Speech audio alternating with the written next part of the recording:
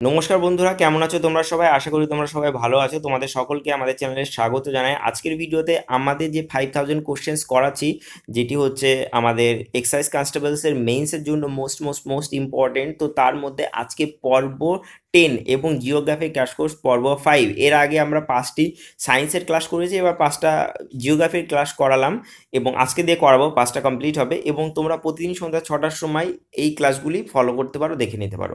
Video ডেসক্রিপশানে পুরোনো ক্লাসগুলির link থাকবে, সেই লিঙ্কগুলো তোমরা ক্লিক করে অবশ্যই পুরোনো ক্লাসগুলি তোমরা দেখে নিতে পারো। তো চলো আজকের ক্লাসে আমরা প্রবেশ করব। আর তোমরা যদি প্লাস কোর্স নিতে চাও তাহলে তোমরা অবশ্যই এক্সাম গুরুজি, ঠিক আছে, এক্সাম গুরুজি এই কুপন কোডটা ইউজ করবে, EXAMGURUJI। এক্সাম গুরুজি এই কুপন কোডটা ইউজ করলে 10% তোমরা ডিসকাউন্ট পাবে, ঠিক আছে। তো চলো দেরি না করে আমাদের ক্লাসে আমরা প্রবেশ করব। 81 নম্বর কোশ্চেন, প্রাচীন ভঙ্গিল পর্বত আরাবল্লী বর্তমানে কি পর্বত? সেটি হচ্ছে ক্ষয়জাত পর্বত। আগে ভঙ্গিল পর্বত ছিল, এখন ক্ষয়জাত পর্বত। লাক্ষাদ্বীপের রাজধানী কোনটি? সেটি হচ্ছে কাভারাত্তি।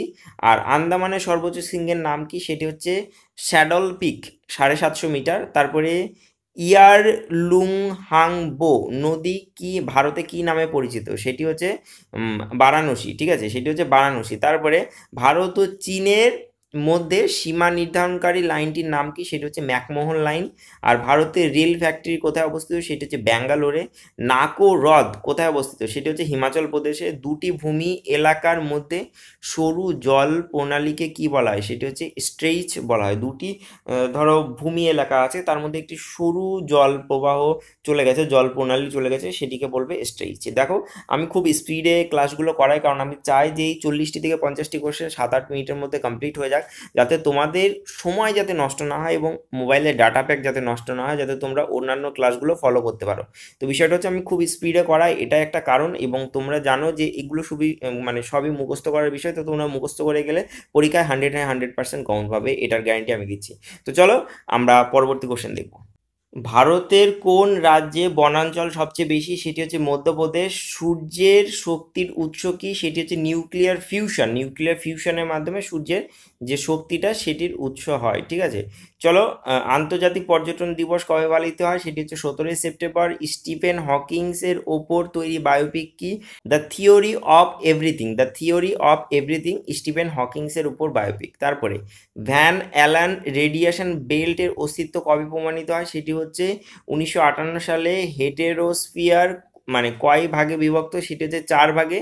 বিশ্বের উষ্ণায়নের ফলে প্রতি বছর গড় উষ্ণতা বৃদ্ধির হার কত? সেটি হচ্ছে 0.04 ডিগ্রি সেন্টিগ্রেড। সৌরতাপের কত অংশ বায়ুমণ্ডল শোষিত করে? সেটি হচ্ছে 19%। সৌরতাপের 19% বায়ুমণ্ডল শোষিত করে। চলো পরবর্তী কোশ্চেন আমরা দেখব। পৃথিবীতে সর্বমান্য জলবায়ু অঞ্চলের সংখ্যা কত? পৃথিবীতে সর্বমান্য জলবায়ুর সংখ্যা কত? সেটি হচ্ছে 3টি। আর্দ্রতার ভিত্তিতে থর্ন ওয়েট বিশ্বকে কয়টি জলবায়ু স্তরে ভাগ করেছে? সেটি হচ্ছে 9টি। মার্কিন ভূসমীক্ষণ উপগ্রহ জিওস এর কর্মসূচির অধীনে সমীক্ষারত কোনটি? সেটি হচ্ছে মোনেক্স। আপেক্ষিকতা আর্দ্রতা প্রকাশের একক কি? সেটি হচ্ছে শতকরা। তারপরে কোপেনের জলবায়ু বিভাজন AW এর অর্থ কি? সেটি হচ্ছে উষ্ণমণ্ডলীয় আর্দ্র শুষ্ক জলবায়ু। বজ্রঝঞ্ঝা কয় প্রকার? সেটি হচ্ছে 3 প্রকার। ক্যাটেনা ধারণার উদ্ভাবক কে? সেটি হচ্ছে জি মিলেনি 1935 সালে। মাটির গঠন অনুযায়ী মাটিকে কয় ভাগে ভাগ করা যায়? সেটি হচ্ছে 12 ভাগে মাটিকে ভাগ করা যায়। চলো পরবর্তী কোশ্চেন দেখবো। রেগোলিথ কোন অঞ্চলের অধিক গতি হয়? সেটি হচ্ছে ক্রান্তীয় অঞ্চল। কোন স্তরে প্যান গঠিত হয়? সেটি হচ্ছে সঞ্চয় বা বি স্তর। মৃত্তিকার কোন জল শোষণ করে উদ্ভিদের জৈবিক ক্রিয়া সম্পন্ন করে? সেটি হচ্ছে কৈশিক জল। তারপরে ভারতের কয়েকটি জৈব বিচিত্র তপ্তবিন্দু রয়েছে? সেটি হচ্ছে 4টি। তারপরে শারীরবৃত্তীয় শুষ্ক মৃত্তিকার উদাহরণ কি? সেটা হচ্ছে সুন্দরবন অঞ্চলে জোয়ার ভাটার জল সিক্ত অঞ্চলের মৃত্তিকা। তারপরে গুজরাটের আনন্দ নিকেতন আশ্রম কোন কর্মসূচির সাথে যুক্ত? সেটি হচ্ছে সামাজিক বনসৃজন। তারপরে বেল্ট অফ নো এরোশন ধারণার প্রবক্তাকে? সেটা হচ্ছে R.E. হার্টন।